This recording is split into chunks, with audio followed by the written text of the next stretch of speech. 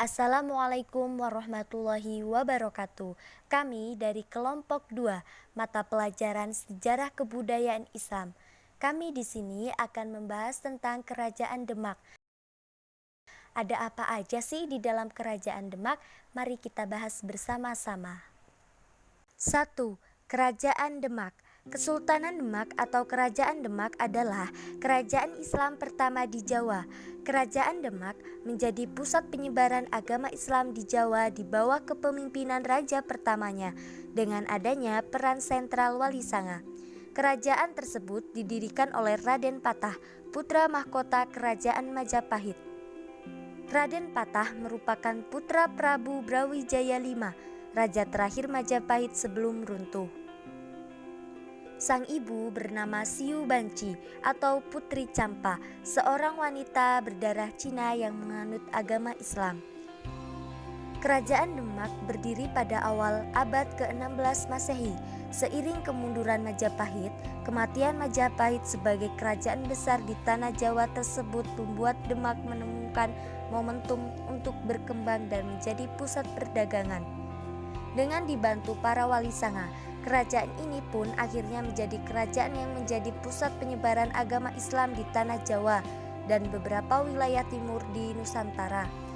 Demak mencapai puncak kejayaan pada saat Sultan Trenggana menjadi raja. Di bawah kekuasaannya, Demak mulai menguasai Sunda Kelapa dan menghalau tentara Portugis yang akan mendarat di sana. 2. Wilayah Kerajaan Demak. Wilayah kekuasaannya hampir mencapai seluruh tanah Jawa. Letak Kerajaan Demak berada di Demak, Jawa Tengah. Pada periode Sultan Trenggana, wilayah kekuasaan Demak meluas ke Jawa bagian timur dan barat. Pada 1527, pasukan Islam gabungan dari Demak dan Cirebon yang dipimpin Fathillah atas perintah Sultan Trenggana berhasil mengusir Portugis dari Sunda Kelapa. Nama Sunda Kelapa lalu diganti menjadi Jayakarta yang berarti kemenangan yang sempurna. Jayakarta kelak berganti nama menjadi Batavia, lalu sekarang menjadi Jakarta, ibu kota Republik Indonesia. 3. Mundurnya atau runtuhnya Kerajaan Demak. Setelah Sultan Trenggono wafat, terjadilah perebutan kekuasaan di kalangan keluarga. Pangeran Sekar Sedolepen yang seharusnya mewarisi takhta justru dibunuh oleh Sunan Prawoto. Arya Penangsang yang merupakan putra Sekar Sedolepen tidak tinggal diam dan berhasil membunuh Sunan Prawoto beserta para penduduknya pada 1547. Namun, Arya Penangsang akhirnya dikalahkan oleh Jaka Tingkir atau Hadi Wijaya, menantu Sultan Trenggono, yang menjadi adipati di Pajang. Dengan demikian, berakhirlah kekuasaan Kerajaan Demak dan cikal bakal Kerajaan Pajang berkuasa. 4. Raja-raja. Yang pertama, Raden Patah berkuasa pada tahun 1500 hingga 1518 Masehi. Raden Patah adalah putra Raja Majapahit yang semasa kecilnya dikenal sebagai Pangeran Jimbun. Setelah masuk Islam, ia dikenal sebagai Raden Patah dan resmi menjadi Raja Demak pada 1500 dengan gelar Sultan Alam Akbar Al-Fatah. Di bawah kepemimpinannya dan dibantu para wali, Demak tampil sebagai pusat penyebaran agama Islam. Daerah kekuasaannya meliputi Demak, Semarang, Tegal, Jepara, dan sekitarnya. Juga memiliki pengaruh di luar Jawa, misalnya Palembang serta beberapa wilayah di Kalimantan. Sebagai pusat perdagangan, Kerajaan Demak memiliki pelabuhan-pelabuhan penting seperti Jepara, Tuban, Sedayu, dan Gresik.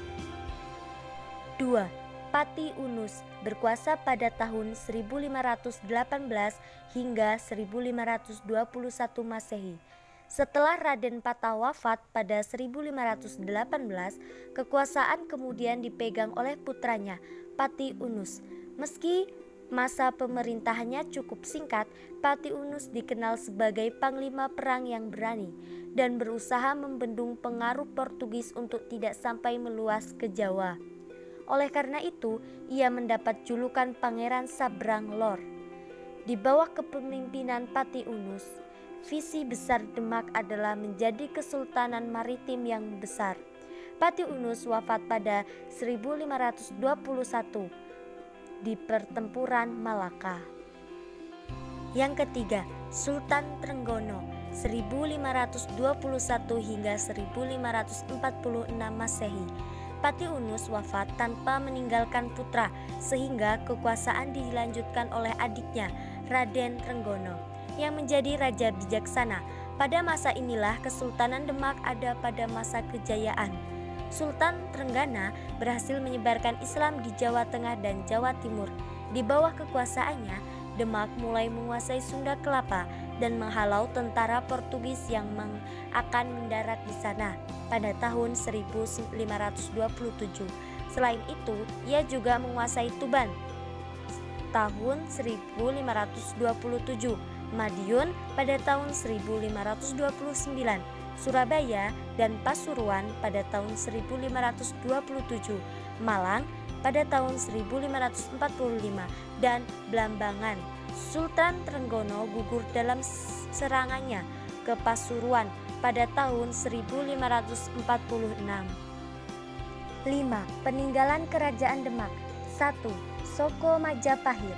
Soko Majapahit adalah tiang berjumlah 8 buah yang berdiri di serambi Masjid Agung Demak. Benda bersejarah ini adalah hadiah dari Prabu Brawijaya V yang diberikan kepada Raden Patah ketika menjadi Adipati Notoprojo di Glanggawangi, Bintoro, Demak pada tahun 1475 Masehi. 2. Pawestren. Pawestren adalah bangunan yang khusus dibuat untuk sholat jamaah wanita. Bangunan ini dibuat dengan menggunakan konstruksi kayu jati dengan bentuk atap limasan berupa sirap atau genteng dari kayu. Pawestren ditompang dengan 8 tiang penyangga dengan 4 diantaranya berhiasan ukiran motif Majapahit. 3. Surya Majapahit. Surya Majapahit adalah gambar hiasan segi 8 yang sangat populer pada masa kerajaan Majapahit. Sementara Surya Majapahit yang berada di Masjid Agung Demak diperkirakan dibuat pada tahun 1479 Masehi. 4. Maksurah. Maksurah adalah artefak bangunan berukir peninggalan masa lampau yang memiliki nilai estetika.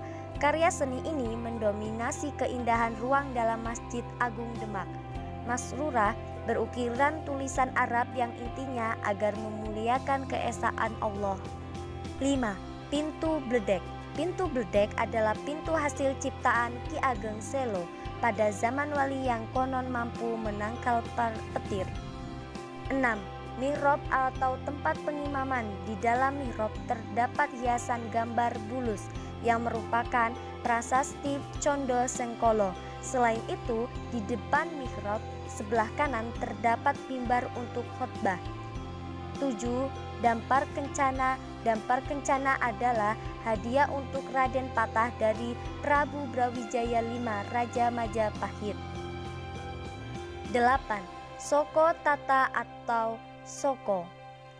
Guru Soko Tatal merupakan tiang utama penyangga kerangka atap masjid yang bersusun 3. Soko Tatal berjumlah 4 buah yang masing-masing tingginya 1630 cm dan menghadap pada 4 penjuru mata angin. Soko Guru yang berada di barat laut didirikan Sunan Bonang. Di barat daya karya Sunan Gunung Jati, di bagian tenggara buatan Sunan Ampel, dan bagian timur lautan adalah karya Sunan Kalijaga. 9. Menara. Menara adalah bangunan yang didirikan dengan konstruksi baja untuk digunakan sebagai tempat azan. Pembangunan menara ini diprakrasai oleh para ulama seperti Kiai Haji Abdurrahman R. Danuwijoto, Haji Moh Taslim, Haji Abu Bakar, dan Haji Musin. 10. Situs Kolam Wudu. Situs Kolam Wudu dibangun mengiringi awal berdirinya Masjid Agung Demak sebagai tempat untuk berwudu. Hingga sekarang kolam ini masih berada di tempatnya meskipun tidak dipergunakan lagi.